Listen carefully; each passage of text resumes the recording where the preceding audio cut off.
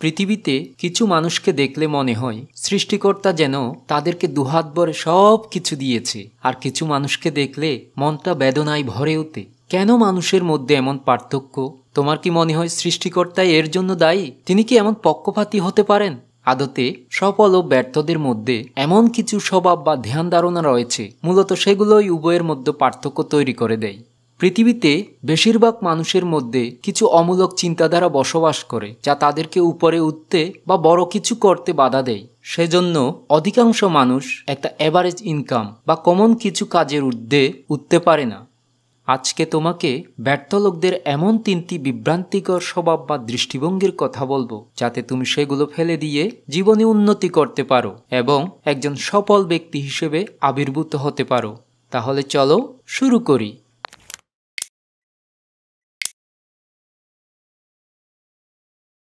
প্রথম স্বভাব: Unsuccessful people live a default life, whereas successful people design their own life. ব্যর্থরা সব সময় চিন্তা করে ভগবান বা সৃষ্টিকর্তাই তার নিয়তি লিখে রেখেছে।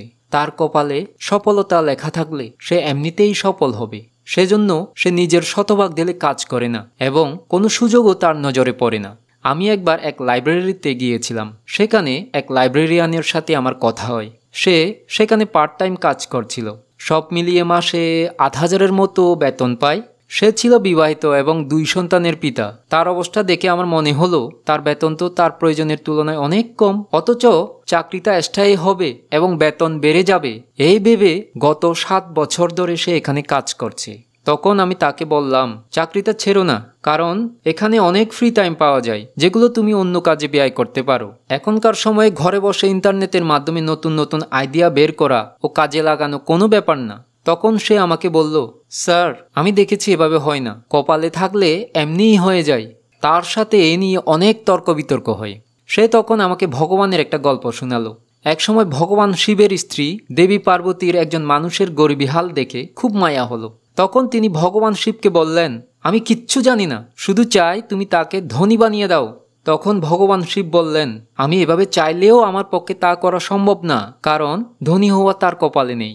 এরপর দেবী পার্বতী বলল, ও খুব গরিব, তুমি তাকে এখনই ধনী বানাও, কিভাবে করবে আমি জানি না। তখন ভগবান শিব সেই লোকটার বাড়ির পথে একটা সোনাবর্তী হাড়ে রেখে দিল।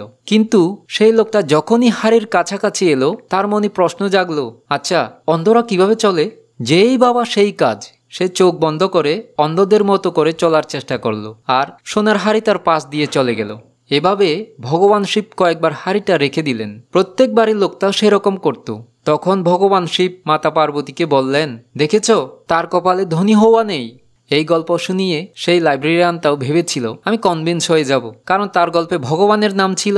সত্যি বলতে কি, আমাদের বেশিরভাগ লোককে এই ধরনের ভাগ্যে বিশ্বাসের থিওরি শোনানো হয়। কিন্তু এই কাহিনীর বিপরীতে আমিও অনেক গল্প বলতে পারি, যেমন APJ Abdul Kalam, Steve Jobs, Elon Musk, Oprah Winfrey, Mark Zuckerberg সহ আরও অনেকের জীবন কাহিনী, যারা শূন্য থেকে শুরু করে নিজেদের কর্মক্ষেত্রে বেস্ট হয়েছে। এদের ক্ষেত্রেও অনেক মানুষই কাউন্টার দেয় এভাবে, তাদের কপালেও ভালো কিছু লেখা ছিল, সেজন্যই তো এরা জিরো থেকে হিরো হয়েছে। সেই লোকটাও আমাকে এই লজিকটাই দিয়েছিল। তখন আমি তাকে একটা কথা বলেছিলাম, যেটা নিয়ে সে ভাবতে লাগলো, আর আমিও সেখান থেকে চলে আসলাম। আমি জানি না আমার কথা তার মনে কতটা প্রভাব ফেলেছিল, কিংবা আমি তাকে স্থায়ীভাবে বদলাতে পেরেছি কিনা। তবে একটা ব্যাপারে আমি নিশ্চিত, তার 40 বছরের পুরনো ধ্যান ধারণাকে আমি চ্যালেঞ্জ করেছিলাম। এখন তাকে আমি কি বলেছিলাম সেটা খুলে বলি।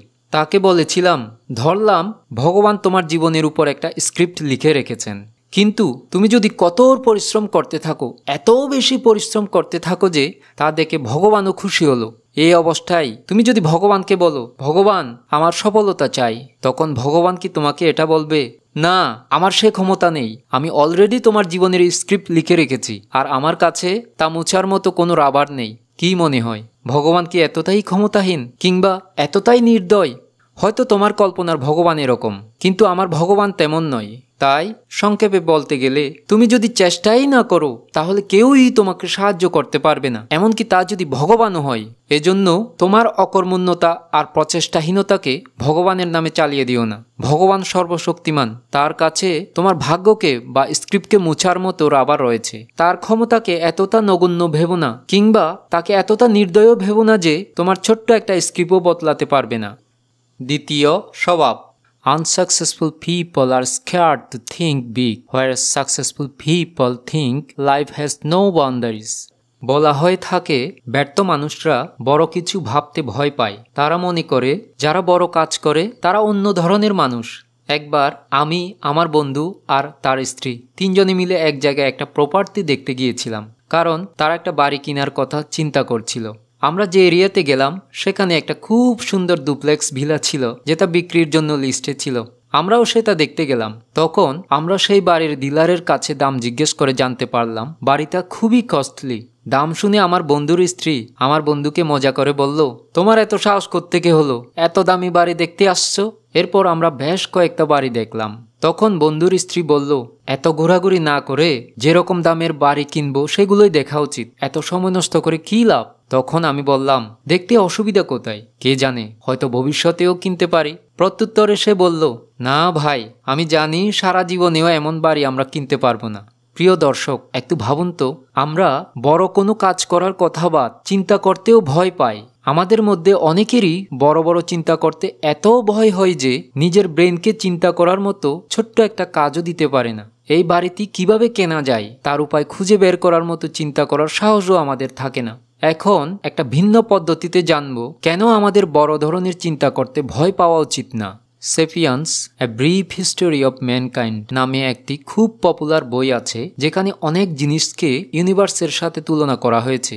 আমাদের চিন্তার ভীরুতাকেও আমরা সেই পয়েন্টের মাধ্যমে বিশ্লেষণ করে একটা দারুণ পার্সপেক্টিভ বের করতে পারবো। তাহলে চলো শুরু করি।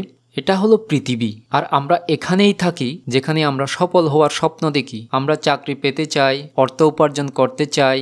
এটা হলো আমাদের পৃথিবীর সাইজ, যেটাকে আমরা সূর্যের সাথে কম্পেয়ার করি। যদি আমরা একটু জুম আউট করি তাহলে আমাদের ঘর, দেশ, এমনকি পৃথিবীটাও দেখা যাবে না। আমরা যদি আরও একটু জুম আউট করি তাহলে আমাদের সোলার সিস্টেমও দেখা যাবে না, কারণ এটা হচ্ছে গ্যালাক্সি, মিল্কি ওয়ে। যদি আরও একটু জুম করি তাহলে সেই গ্যালাক্সিও দেখা যাবে না, কারণ এরকম অসংখ্য বিলিয়ন বিলিয়ন গ্যালাক্সি রয়েছে, যার মধ্যে খুবই ক্ষুদ্র একটা অংশ আমেরিকার হাবল টেলিস্কোপের মাধ্যমে দেখা যায়। চলো এবার জুম ইন করে পৃথিবীতে ফিরে আসি, যেখানে তুমি আমি রয়েছি। পুরো ব্যাপারটা দেখার পর তোমার কাছে কি মনে হলো? তোমার কি মনে হয় না তোমার সবচেয়ে বড় স্বপ্নটা সর্বশক্তিমান পূরণ করতে পারবে না? তার কাছে এই পৃথিবীটাও একটা বালুকণার সমতুল্য। তোমার স্বপ্নের বাড়ি বানানোর জন্য সেই ছোট্ট পৃথিবীর ছোট্ট একটা টুকরো দরকার। অথবা তোমার চাই একটা লাল রঙের ফেরারি গাড়ি, যেটা পৃথিবীতে পড়ে থাকা মেটাল দিয়ে বানানো হয়েছে। এই ম্যাগনিফিসেন্ট পৃথিবীর সামনে তুমি এবং তোমার স্বপ্ন কিছুই না। তাই সীমাবদ্ধতা রয়েছে আমাদের ব্রেনের মধ্যে, সর্বশক্তিমানের কোনো সীমাবদ্ধতা নেই। সেজন্য বড় কিছু ভাবতে ভয় পেও না। তৃতীয় স্বভাব। Unsuccessful people think they are avoiding risk, whereas successful people think avoiding risk is risk. ব্যর্থ লোকেরা ভাবে রিস্ক না নেয়ায় তারা রিস্ককে এড়াতে পারছে, কিন্তু বাস্তবতা হচ্ছে রিস্ক না নেয়ায় সে নিজেই একটা বড় ঝুঁকির মধ্যে পড়ে গেল। যখন 1990 সালে ইন্টারনেটের জগৎটা বাড়তে শুরু করলো, তখন টেসলা আর স্পেস এক্স এর প্রতিষ্ঠাতা ইলন মাস্ক পিএইচডি করছিলেন, আর অ্যামাজনের প্রতিষ্ঠাতা জেফ বেজোস একটা কোম্পানিতে চাকরি করছিলেন। তারা দুজনেই লক্ষ্য করলেন যে প্রতি বছর ইন্টারনেটের ব্যবহার 2300% বৃদ্ধি পাচ্ছে। তখন ইলন মাস্ক আর পিএইচডি করলেন না, জেফ বেজোসও চাকরিটা ছাড়লেন, কারণ তাদের দুজনেরই নিজের সক্ষমতার উপর আত্মবিশ্বাস ছিল।